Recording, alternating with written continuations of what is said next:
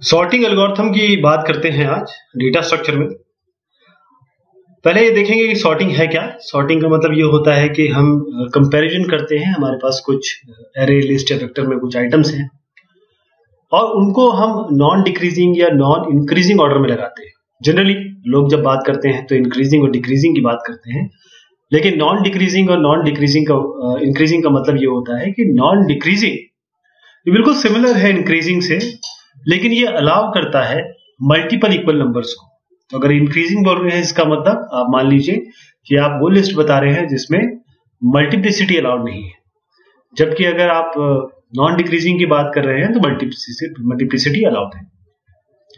तो अगर हम सॉर्टिंग के बारे में एक फॉर्मल बात करें तो सॉर्टिंग एक एरे है या लिस्ट है जिसमें आपके हर मेंबर, जो अगला मेंबर होगा वो पिछले मेंबर से बड़ा होगा, बराबर होगा या छोटा होगा। तो इसमें दोनों की बात पूरी हो गई कि असेंडिंग भी हो गया, डिसेंडिंग हो गया। लेकिन कोशिश करिएगा, क्योंकि अब आप डेटा स्ट्रक्चर जान रहे हैं, तो इंक्रीजिंग डिक्रीजिंग नामक कुछ नहीं होता है, नॉन डिक्रीजिंग और नॉन इंक्रीजिंग होगा। ओके, अगर आप कभी बात करें तो इस टर्म्स में बात करें।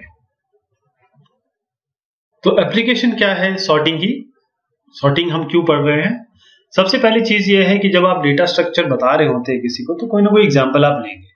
तो सॉर्टिंग से बेहतर एग्जांपल नहीं है इलस्ट्रेट करने के लिए एल्गोरिथम डिजाइन को और एनालिसिस कॉन्सेप्ट को।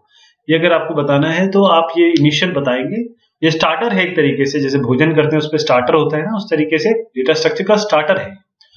और इसी का कंसेप्ट समझ के फिर आगे जो और इंपॉर्टेंट एल्गोरिथम्स आने वाले हैं उसके लिए आदमी तैयार होता है, उसकी सोच तैयार होती है कि आगे क्या होने वाला है, ये कैसे होगा। क्योंकि ह्यूमन बीइंग हमेशा प्रेफर करते हैं सॉर्टेड डेटा को। जो डेटा एकदम सॉर्टेड हो उसको बहुत पसंद करते हैं। अगर आपका डेटा सॉर्टेड होगा तो आराम से उसमें बाइनरी सर्चिंग आराम हो जाएगी। जैसे एग्जांपल की बात है, बाइनरी सर्च कितनी आसान हो जाएगी। आप पैटर्न, स्टैटिस्टिक, जैसे मीडियन निकालना है और कोई मूवमेंट्स निकालने हैं, वो सब आप निकाल सकते हैं। ये आपका फायदा है सॉर्टिंग का। आपको याद होगा हमने जब शुरुआत की थी तो हमने कहा था कि आप मान लीजिए पहली शायद लेक्चर में था कि दो आपके मेंबर्स हैं, उनमें से एक को कह रहे हैं स्टूडेंट को क्लास के कि आपके पास सॉर्टेड लिस्ट है, दूसरे के पास अनसॉर्टेड लिस्ट है। दोनों को कहा गया कि चलिए भाई आप मुझे एक नंबर सर्च करके बताइए।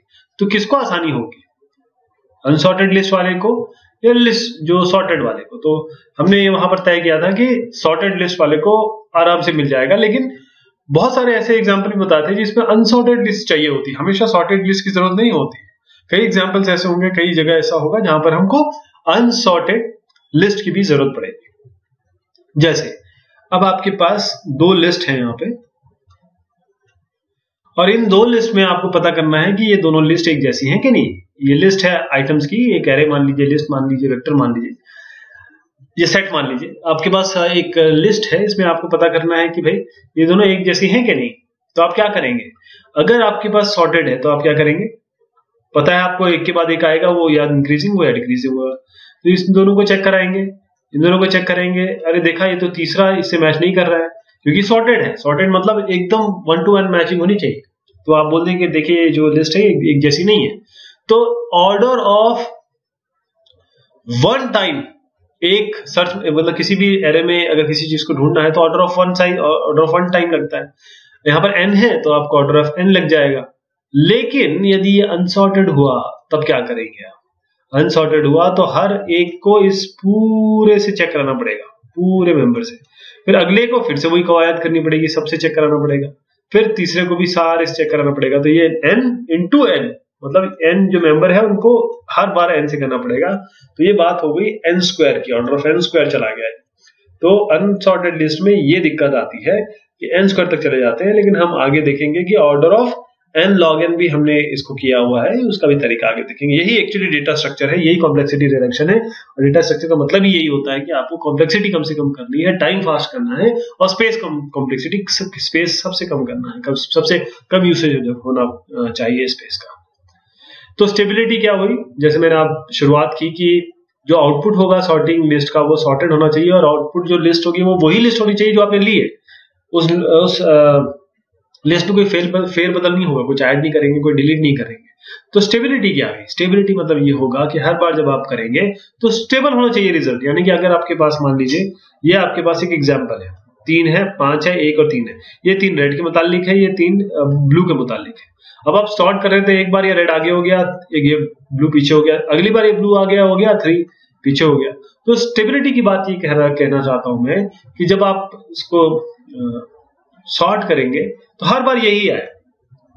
देखिए ABCDEFG HIJ KL R, तो R बाद में आता है, B पहले आता है, ये B R बाद में आता है, तो B को पहले आना चाहिए, इसे ही स्टेबिलिटी कहते हैं। तो हर बार ये पहले आना चाहिए।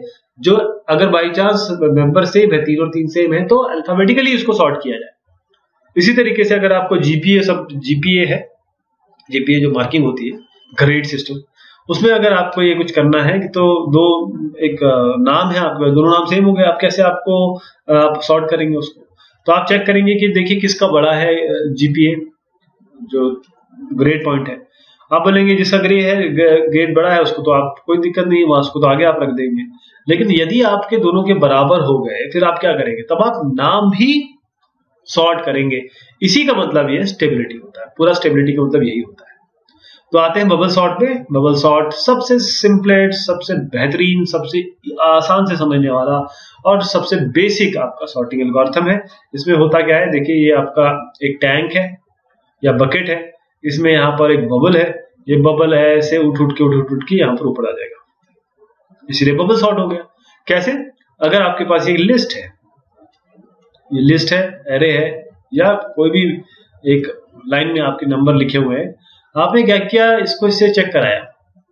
अगर आपने देखा कि ये बड़ा है तो आपने स्वैप कर दिया, फिर इसको, क्योंकि अभी यहाँ आ चुका है बड़ा नंबर, फिर इसको इससे स्वैप कराया, देखा बड़ा है कि नहीं है। अगर मान लीजिए ये इससे छोटा है तो ये रह जाएगा, ये इससे चेक होगा, फिर ये इससे चेक होगा। अब ऐसे करते करते बड़ा जो है सबसे ऊपर पहुंच जाएगा।